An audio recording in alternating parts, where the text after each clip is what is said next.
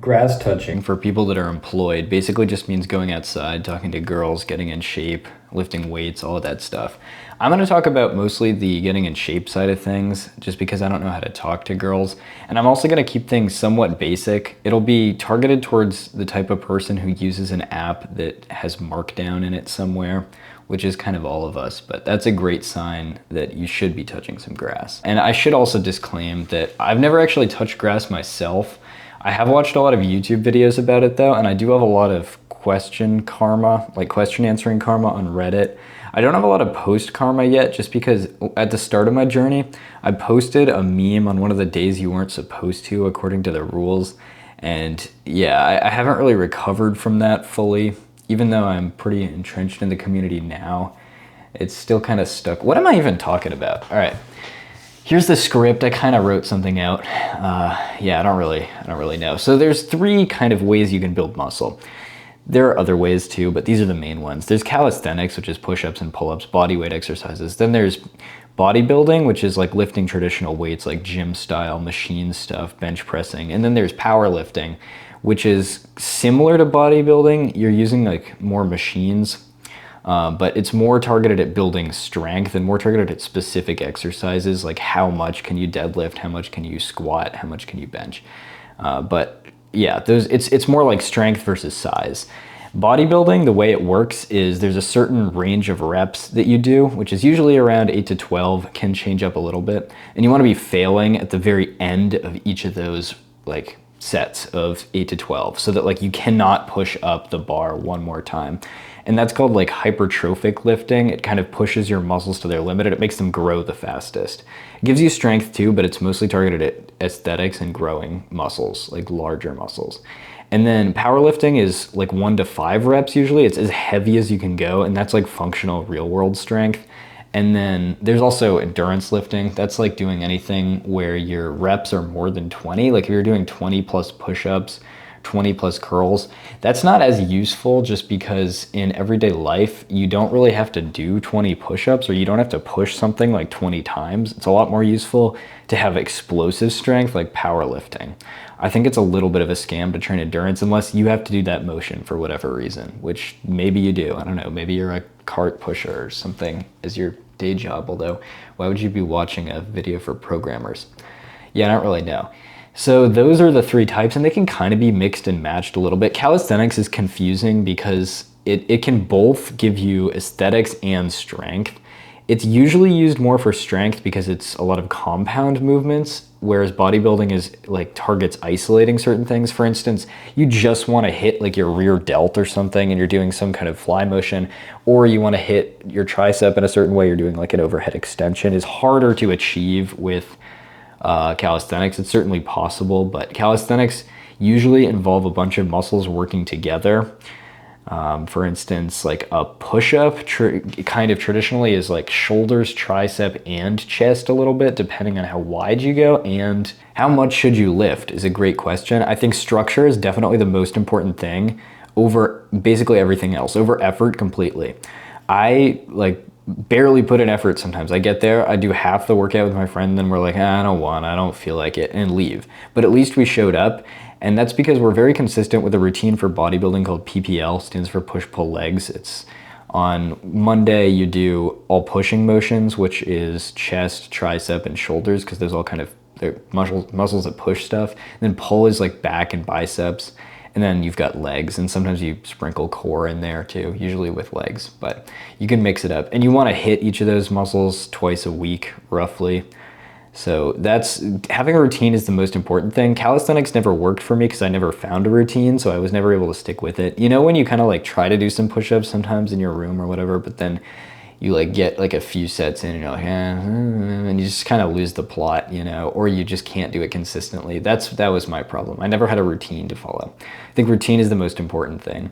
Powerlifting is also really cool. I want to get into that more, but it's a little bit scary, and the injury potential I think is higher because you can mess things up. Like you can squat horribly wrong and fuck up your back or whatever. But as long as you approach it carefully, it's also great. It's very functional. There are a couple things about bodybuilding, that's the one I've done the most, so I know the most about it, that are really annoying. Genetics at a certain level, once you push past kind of a beginner level, genetics become very important. And I'm pretty lucky genetically in terms of bodybuilding. I'm pretty short, and like for example, you can basically abs, like having a six pack or more or less packs, is pretty much comes down to just how long your torso is.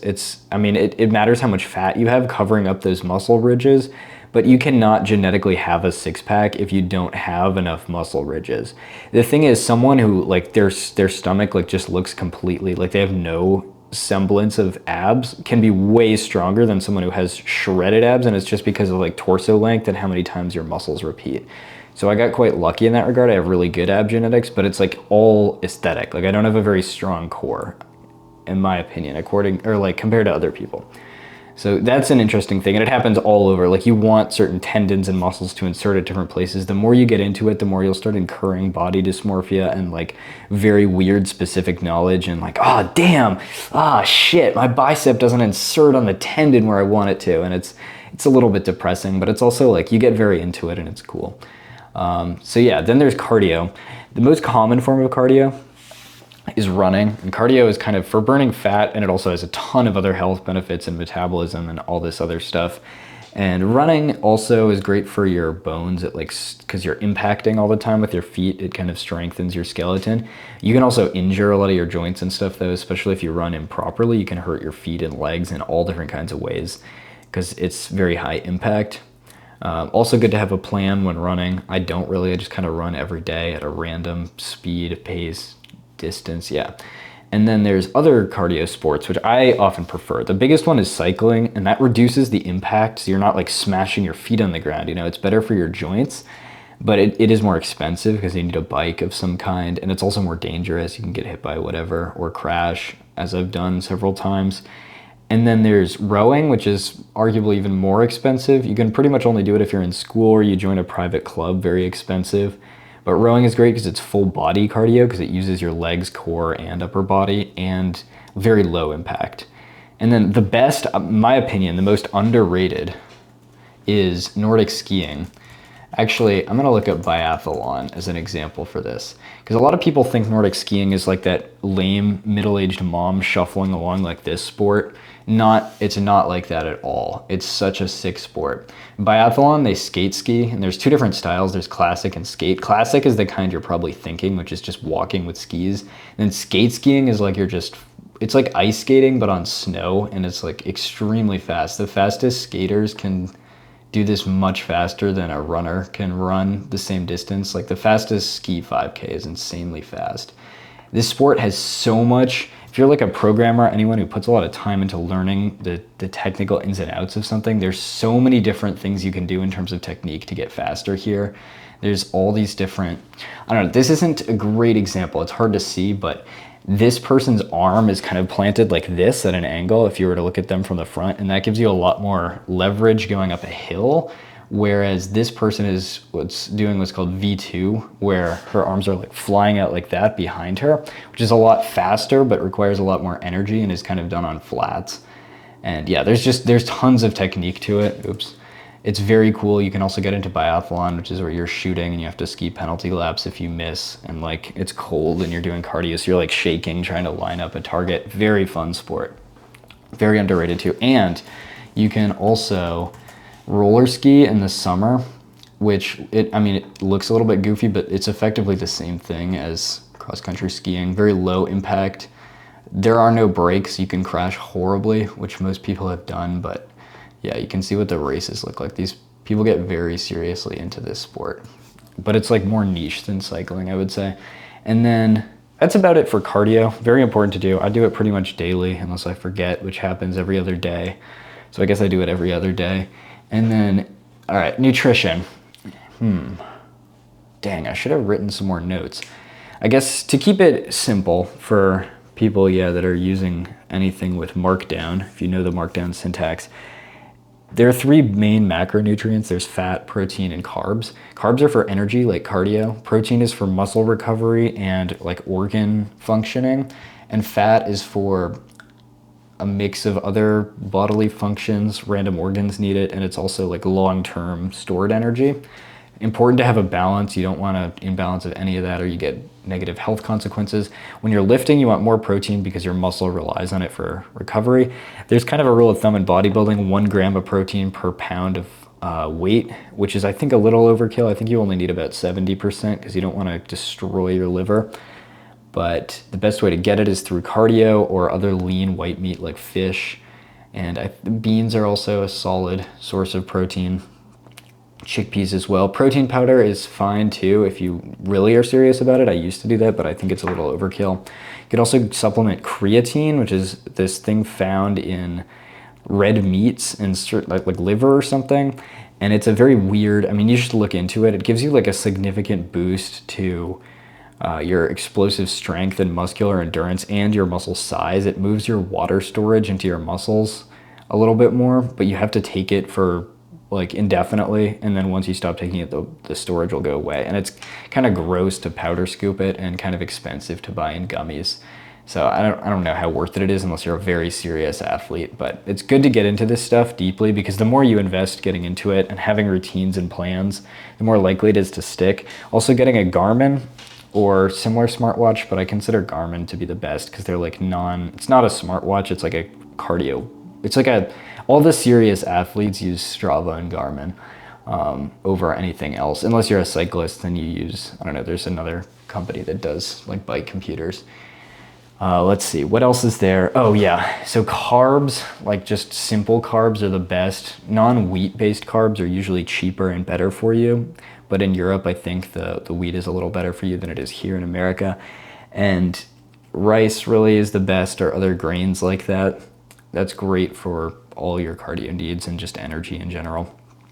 Also, one thing that a lot of people, my mom always said, never eat sugar, it's so bad for you. Sugar is actually like very essential for the functioning of your body, and especially like drinking soda and stuff. A lot of people consider that never healthy at all, but there are times when if you have a fast metabolism or you do a ton of cardio, you're a marathon runner or do any kind of big cardio event, just drinking soda is one of the best things you can do to restore your glycogen or just have energy. Like people in races and stuff will, here at least, they'll chug honey or maple syrup. And I've done that too because it's just like immediately digestible energy. Sugar is just straight energy. It's not great long-term energy because your body will burn through it quickly, and that's why people say they have a sugar crash, but it's amazing for athletic events. So is caffeine also. There's a significant boost, but don't overdo it on that. And yeah, and then there's fat, also essential. Fish is a good source of it. Nuts are also a good source of it. Let's see, anything else there is to talk about here in terms of fitness or grass touching? I don't know, I would say doing an organized sport also really helps me stay consistent with it. I'm all right consistent with it. I was not in high school, but the reason I got so into it is because my friends were doing it and they just pulled me in. If you can get other people to do any of this stuff with you, I find you'll be much more likely to stick with it and succeed in it.